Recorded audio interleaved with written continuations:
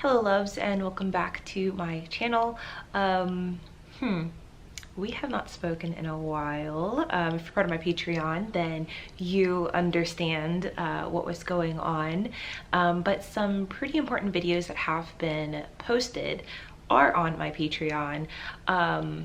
One of the most important was birth control and darkening, how it affects your hormones can affect how quickly you darken, and of course how quickly you can lighten.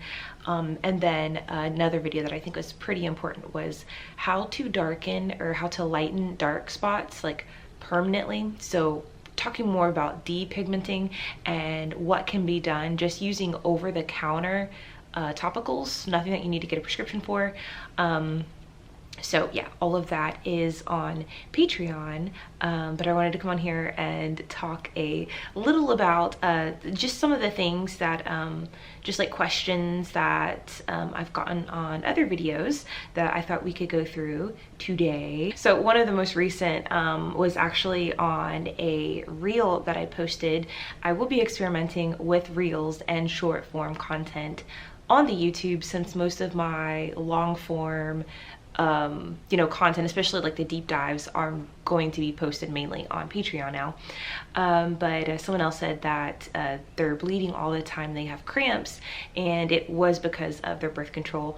I myself have had this same issue, and it's so funny because like some people literally will have like a 12-month period. Mine lasted for like 11 months off of like an IUD that was supposed to be like low hormone and everything. But anywho, another good question was when I do rectal implants, it leaks. How do I do it correctly? Leaking with rectal implants, it could just be that you're not pushing it in far enough. So honestly, I would just, however far you have it pushed in, push it in a little bit more. And everyone's, rectum and just the opening of your anus, like everyone's is going to be a different size. So sometimes you might have to go a little deeper than other people, and that's completely fine. One of the things that I'm experimenting right now is taking like about 5,000 to 10,000 milligrams of glutathione, but doing like an enema with it and holding it in that way. But I'm wondering if just doing a distilled water, which I need to go to the store and get some because I just bought a new like enema. They have the enema pots, which are really great if you want to invest in one of those. But if you're traveling a lot or need something really cheap, you can get like a $10 to $15 just enema bag. Don't use this long term because it's harder to clean than the enema pot, but it's just like a really cheap method. Like you could definitely use it for like, I would say about a month before tossing this one. Anywho, so with that, I kind of want to see if, doing that maybe twice a week. And basically it would be for the people who are used to getting IVs like once or twice a week, seeing if it could replace that. So that means during the rest of the time of the week, I'm not taking any glutathione. I'm just doing a megadose with basically an enema, and yeah, holding it in. Now with the coffee enemas, they are more like serious, so like I'm not going to mix it with coffee because it's harder for some people to hold it in longer. So just the distilled water, glutathione, maybe some MSM, I don't know, I might just do just glutathione. And yeah, I'm very interested to see how that would work. But yeah, as far as for leakage, you just might need to do the rectal implant just a little further in. And also, if you're doing it laying down, you may have to remain laying down for that.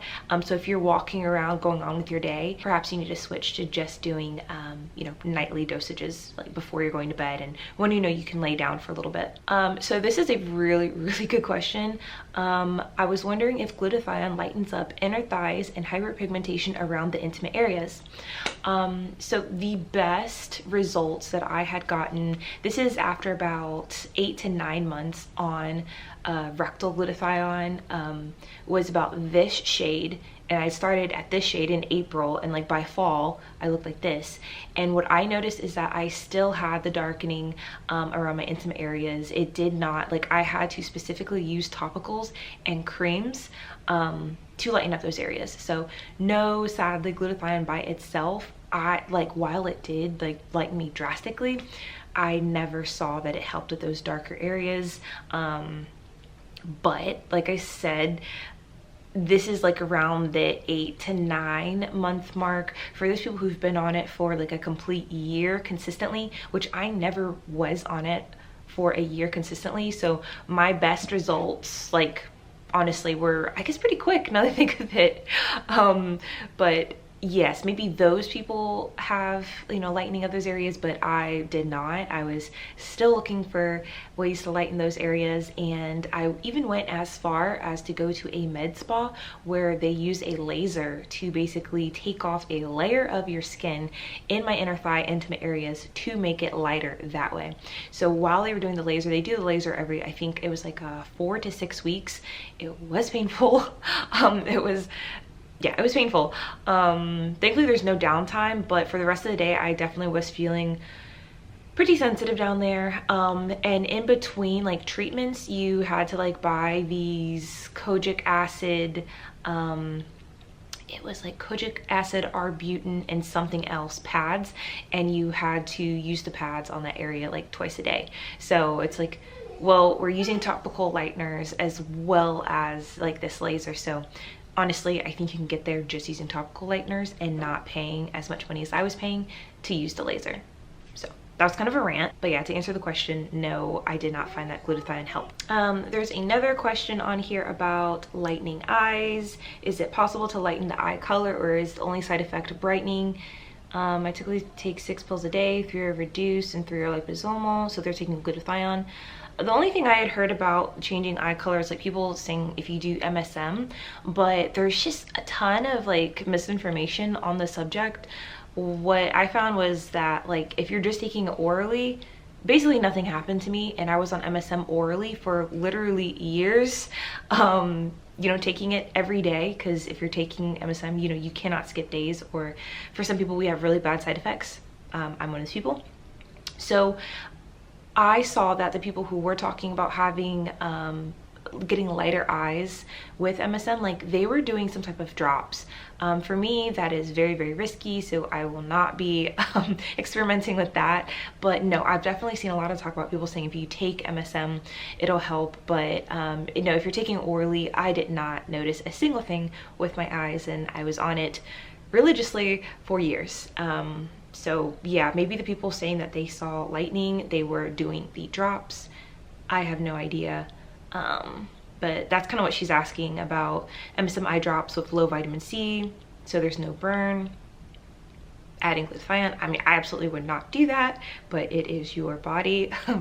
I honestly, I just don't have enough information on it, but once I saw that basically what was needed is making homemade drops, I kind of like just checked out. I didn't want to do any more research on it because I just did not feel comfortable doing that. Okay, so this is a little random, and I just got back into waist training. If you guys were following me on here, at the height of my waist training, my waist was about 25 inches. I think at one point I was almost at 24. I'll have to go back in my videos because of course I was doing this like a year ago. Okay, I'm back. I had a little visitor at the door. But what I was saying is that obviously I was doing this like over a year ago. I stopped because I noticed it was basically, what is it, loosening up? I think weakening my pelvic floor muscles. And it is so funny because this girl just said, also always ab strengthen, because this was, I was talking about waist and corset training on a video. This is like a pretty old video, but she's like, always ab strengthen. I got a hernia wearing her waist trainer. I don't know if it was her corset or her waist trainer, she didn't specify, but she said I got a hernia wearing so much with 0 ab strength. So and then she said the best time to waist train is after birth. It's like surgery. Yes, that is true. The best time is after birth, but also if you've never had a kid, or you've, I don't know, or you had a kid and it was like years ago, you can like at any time and you'll still get really, really good results. Just understand that. This is just being completely upfront and honest with you guys. To see all of those results, you have to wear for at least, this is the bare minimum, like 4 to 5 hours. People who get really, really great results, those people are doing like 6 to 8 hours. So, and that's like every day. that's like maybe taking 1 day off a week or 2 days. So if you want to go down that road, just know that you're going to have to commit to at least 4 to 5 hours, and that's at least 5 days a week to actually see improvement. And as far as like with corsets, it's up to you. Corsets are a little more uncomfortable, so most people using those regular waist trainers that you get off of Amazon that are like $20, these are what I got most of my results with. Like, I've spent some money on some corsets, but you can literally just buy like a $20 waist trainer and still like the pounds will just like melt off, or the pounds, the inches will melt off if you're actually wearing it. The hardest part is just wearing it. But yeah, I stopped doing it because I noticed that my pelvic floor muscles, so that's my lower tummy, was actually weakening because they weren't really being engaged a lot. It was really weird. Everything up here where like most of the tightening is happening, I feel like that looked fine. It was just that lower pudge down here. And I also was not doing any ab workouts. So she's saying that that could have been avoided if you're actually working it out. This time around, I just got back into it. If you guys are like into like crazy cravings, or I don't know, you feel like you're snacking too much, if you wear it, it will help you eat just like a normal amount of food.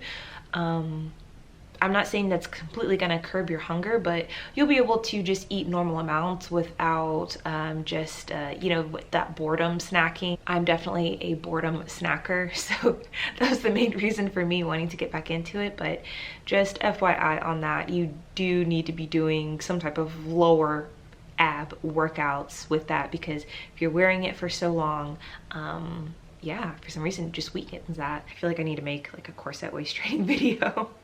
Just because like I haven't talked about it in so long, but that's ultimately why I stopped. But I'm learning more. Okay, last question for today. I was using glutathione and got one shade down. Also, I'm requesting you to tell me, will it change the color of my eyes and hair? I was curious about that. Have you noticed any difference in your eyes? No difference in eyes or hair with you know, glutathione, sadly. I'm wondering if people using glutathione topically, perhaps they could do like a hair mask to lighten their hair. But I mean, there's other ways to naturally lighten your hair if that's what you want to do without bleach. Honey is a really good one. Some even like those like sprays that you spray in your hair and then like you go sit out in like the sun, obviously cover your body. But yeah, just like having that like on your hair, like those actually work, and those are bleach free. So there are different ways to go about that. But no, sadly, just taking glutathione orally or rectally or however you're doing it, IVs, I don't think that's going to help with hair or eye color, sadly.